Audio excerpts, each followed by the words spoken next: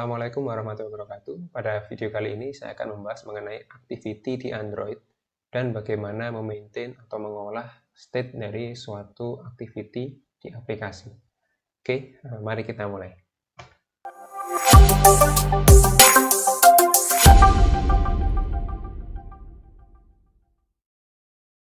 Oke, kita akan membahas mengenai Android activity ya.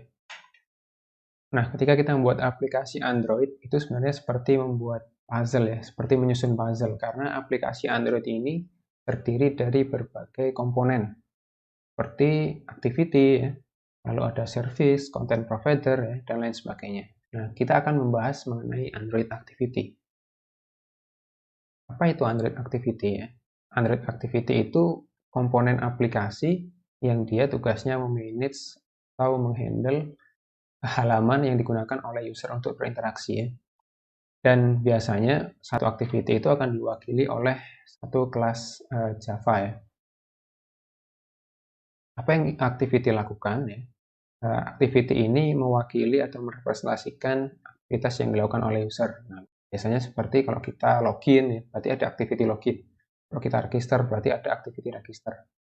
Dan dia juga menghandle interaksi dari user, misalnya klik, swipe, dan seterusnya. Dan dari activity, dia juga bisa start atau memulai activity yang lain. Sebagai contoh, misal kita di activity login. Ternyata di activity login, kita belum punya username password, sehingga kita harus register. Kita bisa start activity, register, melalui activity login. Dan yang selanjutnya, activity juga memiliki life cycle, siklus hidup, mulai dari dia di-create sampai dia destroy. Ya. Dan ada satu activity yang dinamakan dengan main activity yang kita tandai sebagai main activity. Kenapa harus ada main activity? Karena ketika aplikasi itu pertama di launch, dia akan mencari activity mana yang ditandai sebagai activity main. Jadi harus ada satu activity yang harus kita tandai dia sebagai activity main. Dan aplikasi bisa jadi memiliki lebih dari satu activity. Oke, navigasi di aplikasi ya. Ini kaitannya dengan activity. Jadi ketika kita berpindah dari halaman satu ke halaman yang lain atau dari activity satu ke activity yang lain, maka aplikasi kita akan membentuk suatu stack atau tumpukan. Sebagai contoh di slide ini ya, ketika kita pada activity 1 lalu kita berpindah ke activity 2, maka activity 2 ini akan menumpuk activity 1 di atasnya. Dan seterusnya ketika kita di activity 3 juga begitu ya. Activity 3 akan menumpuk activity 2.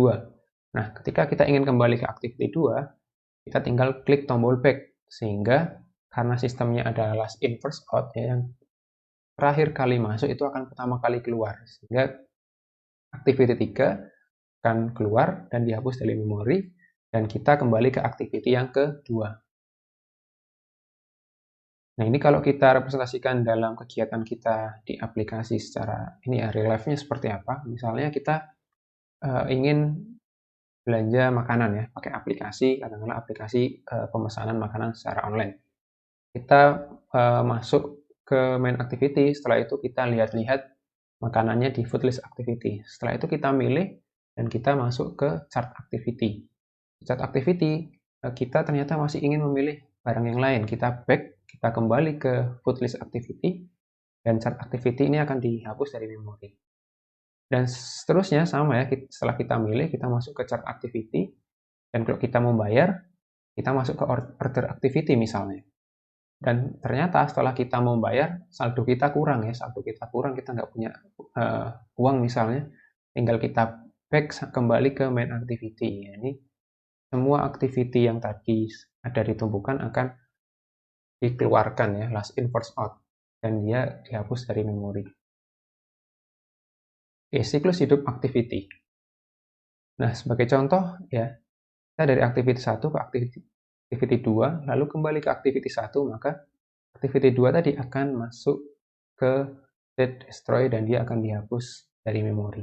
Ada apa saja life cycle atau siklus hidup activity di Android? Yang pertama, ketika aplikasi itu dijalankan, maka Android akan memanggil metode atau callback namanya onCreate. Dan onCreate ini state-nya adalah created. Setelah created, dia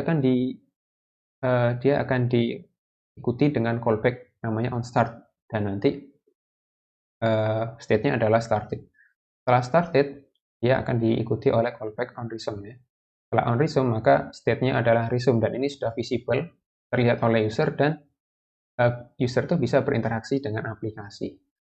Setelah itu ada pause, yang sebelumnya diikuti oleh callback onPause, dan selanjutnya adalah stop, onStop, dan lalu onDestroy. Kapan pause ini dan stop ini dipanggil, nanti kita akan praktekkan langsung ya, live code.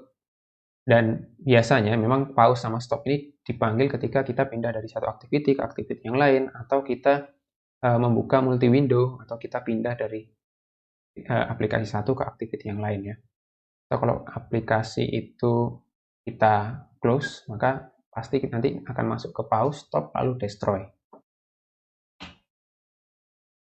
Nah, callback tadi sebenarnya kita bisa me-overriding behavior default-nya ya. Misalnya ketika biasanya di onCreate ya. Di onCreate itu kita overriding dengan melakukan inisialisasi. Misalnya kita menginisialisasi button apa saja yang ada di halaman activity tersebut, dan seterusnya. Dan untuk callback yang lain itu tetap bisa di overriding ya. Nanti kita praktekkan juga untuk melihat kira-kira callback ini kapan dipanggil ya. Kapan onStart dipanggil, onResume dipanggil, dan yang lain. Activity state ya, memaintain activity state. Nah, kenapa kita harus memaintain activity state?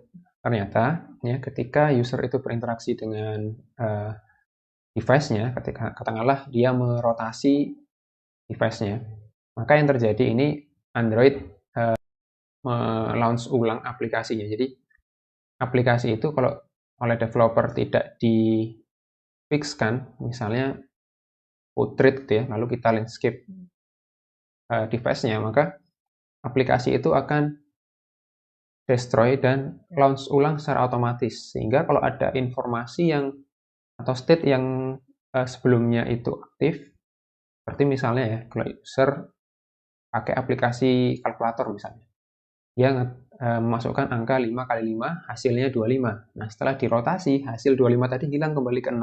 Nah, ini bisa terjadi ya, ketika hal tersebut tidak ditangani oleh developer. Nah, oleh karena itu, kita harus memaintain state activity ini. Bagaimana caranya?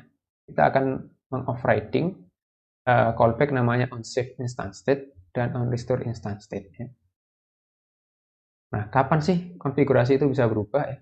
Jadi hal-hal tersebut bisa terjadi seperti tadi ya, angka 0, angka 25 yang sudah kita ketikkan, 5 kali 5, 25, bisa kembali ke 0. Itu bisa terjadi ketika kita merotasi device, atau kita masuk ke multi window ya. Dan oleh karena itu, developer harus menangani hal tersebut. Oke, dengan cara apa kita menanganinya ya? Jadi sudah saya sebutkan, kita akan menggunakan onSave instance state dan onRestore instance state, karena callback ini akan dipanggil ya ketika konfigurasi tadi berubah. Misalnya kita melakukan rotasi, maka onSave instance state tadi sebelum activity itu di kill atau di destroy, dia akan dipanggil onSave instance state. Nah, kita harus mengoverriding untuk men-save informasi atau state yang perlu kita simpan ya. Dan nanti kita ambil kembali di metode di callback onRestore instance state. Oke, itu dulu untuk kali ini ya. Untuk selanjutnya kita akan praktek, nanti ada di video selanjutnya. Nah, jika ada pertanyaan, silakan ditanyakan langsung di grup kelas atau bisa komen di video ini. Oke, assalamualaikum warahmatullahi wabarakatuh.